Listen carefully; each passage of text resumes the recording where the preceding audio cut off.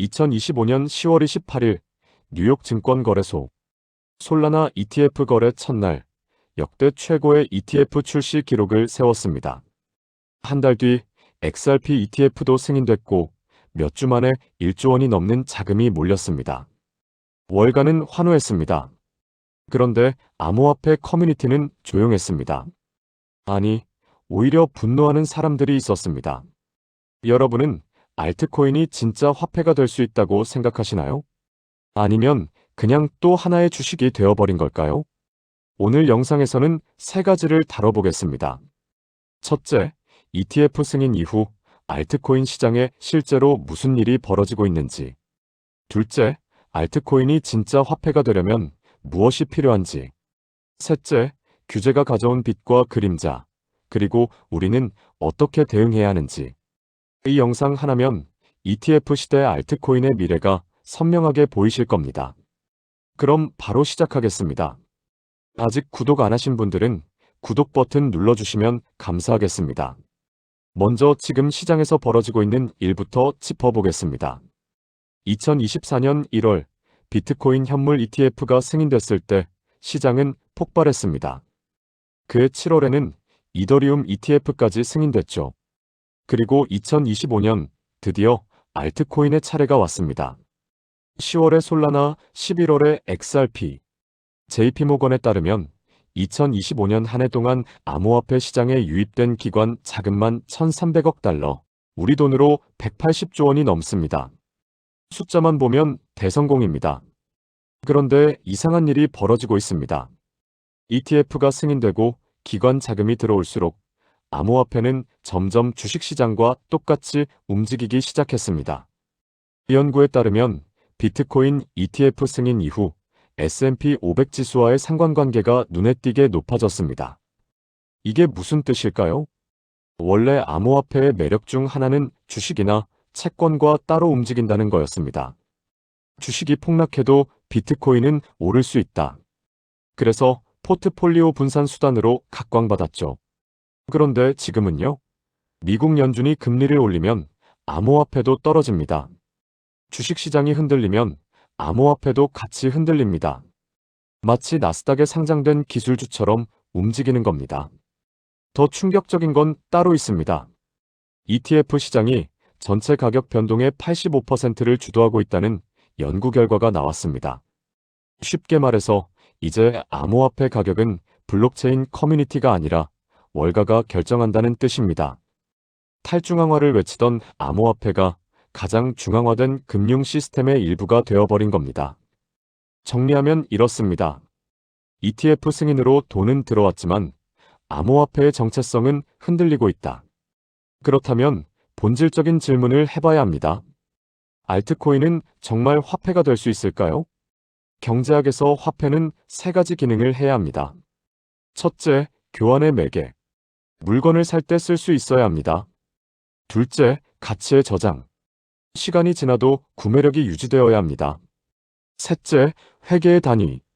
물건 가격을 매길 때 기준이 되어야 합니다. 하나씩 따져보겠습니다. 첫 번째, 교환의 매개. 이 부분에서 알트코인은 놀라운 성과를 보여주고 있습니다. 리플, XRP를 보시죠. 국제 송금이 3초에서 5초 만에 끝납니다. 수수료는 0.00001달러. 거의 공짜나 마찬가지입니다. 기존 은행 시스템으로 해외 송금하면 며칠 걸리고 수수료도 몇만 원씩 나가잖아요. 비교가 안 됩니다.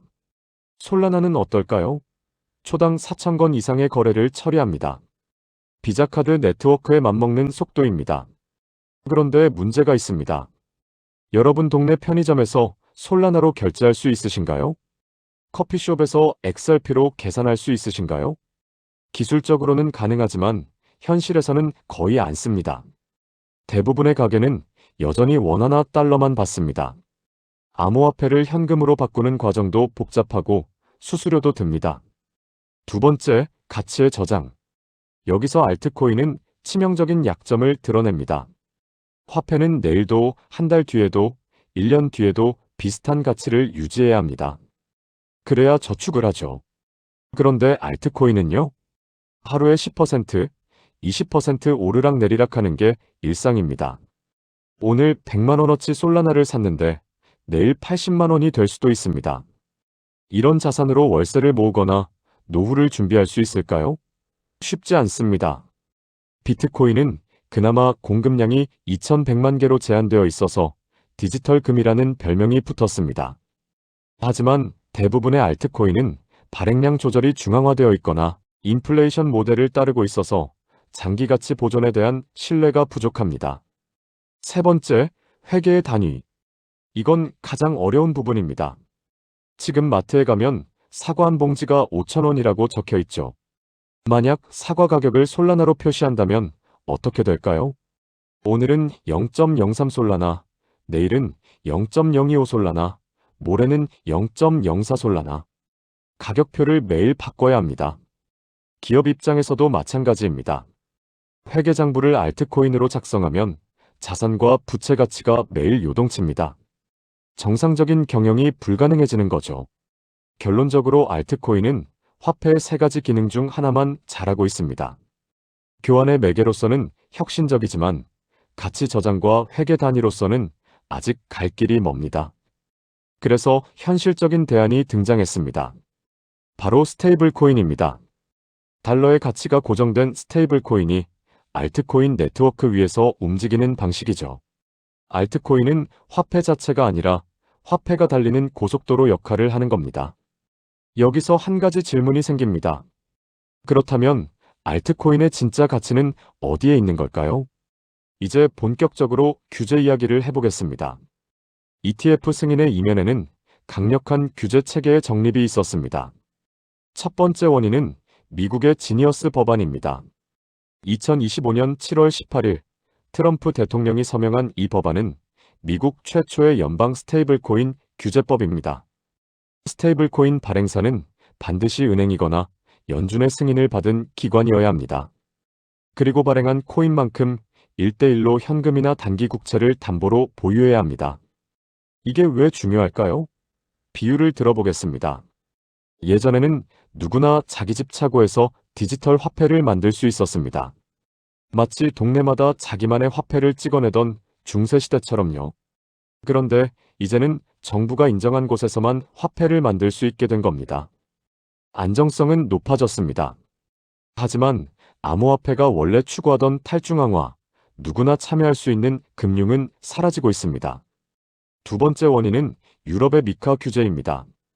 유럽연합은 세계 최초로 포괄적인 암호화폐 규제법인 미카를 2025년부터 전면 시행했습니다. 27개 회원국 모두에 적용됩니다. 미카는 암호자산을 세 가지로 분류합니다. 여러 통화에 연동되는 자산 참조 토큰, 단일 화폐에 연동되는 전자화폐 토큰, 그리고 비트코인이나 이더리움 같은 기타 암호자산. 발행사는 백서를 의무적으로 발행해야 하고 자본금 요건도 맞춰야 합니다. 소비자 보호 규정도 따라야 하죠. 문제는 이 규제를 맞추려면 돈이 많이 든다는 겁니다. 대형 거래소나 금융기관은 버틸 수 있습니다. 하지만 작은 스타트업들은요, 규제 준수 비용만으로 문을 닫는 곳이 생기고 있습니다. 혁신의 요람이었던 암호화폐 시장이 점점 대형 금융기관의 놀이터가 되어가고 있는 겁니다. 세 번째 원인은 금융기관들의 인프라 장악 전략입니다. 여기서 정말 중요한 포인트가 나옵니다. JP모건과 골드만삭스 같은 대형 은행들은 알트코인 자체에 투자하는 게 아닙니다. 알트코인이 돌아가는 기술적 레일을 장악하려 하고 있습니다. JP모건의 사례를 보시죠. 2025년 11월 JP모건은 JPM 코인이라는 예금 토큰을 코인베이스의 베이스 네트워크에 올렸습니다. 세계 최대 은행이 공개 블록체인을 활용하기 시작한 겁니다. 이게 무슨 뜻일까요? 쉽게 설명해 드리겠습니다. 기존에는 은행끼리 돈을 주고받으려면 스위프트라는 느린 시스템을 써야 했습니다. 해외 송금하면 며칠 걸리잖아요. 그런데 이제 JP모건 고객들은 블록체인을 통해 24시간 실시간으로 돈을 주고받을 수 있습니다. 골드만삭스도 마찬가지입니다. GSDAP라는 디지털 자산 플랫폼을 만들어서 채권이나 펀드를 토큰 형태로 발행하고 있습니다. 그리고 이 플랫폼을 독립회사로 분사해서 업계 전체가 쓸 수 있게 만들 계획입니다. 여기서 핵심을 짚어드리겠습니다. 이 모델에서 솔라나나 이더리움 같은 알트코인은 화폐가 아닙니다. 은행의 디지털 달러를 운반하는 통신 프로토콜, 쉽게 말해서 택배 트럭 역할을 하는 겁니다. 알트코인이 화폐가 되는 게 아니라 화폐를 나르는 도로가 되고 있는 거죠. 네 번째 원인은 규제가 만들어낸 시장의 이분화입니다. 앞으로 디지털 자산 시장은 두 개의 세계로 나뉠 가능성이 높습니다. 첫 번째는 화이트리스트 자산입니다. ETF로 거래되고 규제를 완벽히 준수하고 기관 자금이 들어오는 자산들이죠. 솔라나 ETF, XRP ETF가 여기에 해당합니다. 높은 유동성과 가격 상승을 기대할 수 있습니다. 하지만 그에 따르는 대가가 있습니다. 정부의 상시적인 감시를 받게 됩니다. 미카 규제 하에서는 1000유로, 약 150만 원 이상의 거래가 발생하면 서비스 제공자가 의무적으로 정보를 보고해야 합니다.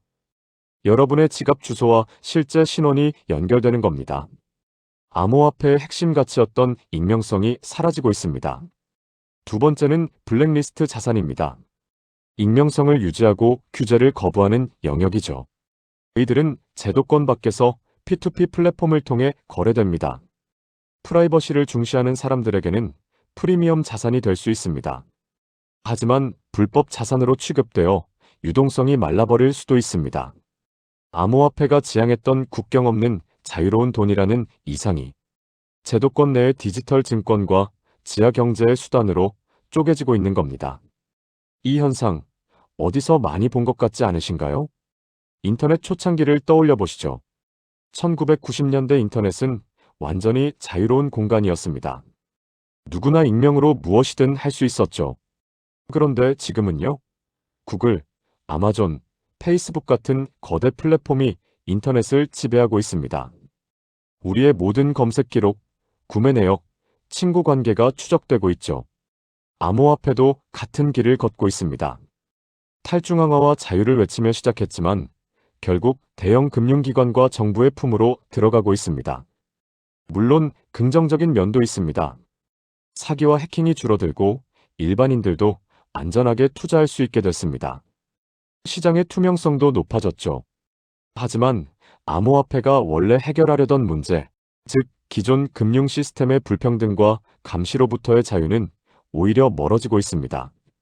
그렇다면 앞으로 어떻게 될까요? 알트코인의 미래 시나리오를 세 가지로 정리해 드리겠습니다. 첫 번째 시나리오는 특수 목적형 화폐입니다.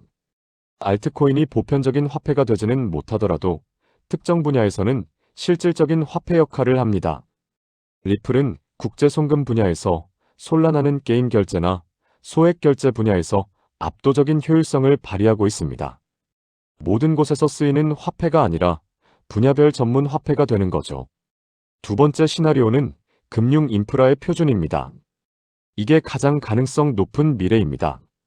이더리움과 솔라나 네트워크는 전통 자산, 주식, 채권, 예금이 토큰화되어 움직이는 디지털 고속도로가 되고 있습니다. 알트코인은 이 고속도로를 이용하기 위해 지불해야 하는 통행료이자 네트워크의 보안을 유지하는 담보로서 가치를 갖게 됩니다. 화폐는 아니지만 금융 시스템이 돌아가는데 없어서는 안 될 핵심 부품이 되는 거죠. 세 번째 시나리오는 스테이블코인 경제의 기반입니다. 알트코인 자체보다 알트코인 네트워크 위에서 돌아가는 스테이블코인들이 실질적인 교환 매개 역할을 합니다. 달러에 고정된 USDC나 USDT가 솔라나 네트워크를 타고 전 세계로 이동하는 거죠. 이 시나리오에서 알트코인은 무대 뒤의 조연입니다. 관객들은 스테이블코인만 보지만 그 스테이블코인이 움직이려면 알트코인 네트워크가 필요합니다. 그렇다면 우리는 어떻게 대응해야 할까요? 세 가지를 점검해 보시면 좋겠습니다. 첫째, 알트코인을 화폐로 볼 것인가, 인프라로 볼 것인가를 먼저 정하시는 게 좋습니다. 화폐로 본다면 실제 결제에 쓸 수 있는지, 가치가 안정적인지를 따져야 합니다. 인프라로 본다면 그 네트워크 위에서 얼마나 많은 서비스가 돌아가고 있는지를 봐야 합니다. 둘째, ETF 승인 여부를 체크하시는 게 도움이 됩니다. 솔라나와 XRP는 이미 승인됐고 카르다노는 2026년 초 승인이 예상됩니다. ETF가 승인된 자산은 기관 자금이 들어오면서 유동성이 높아지지만 동시에 주식시장과 동조화되는 경향이 있습니다. 셋째, 규제 리스크를 항상 염두에 두시는 게 좋습니다.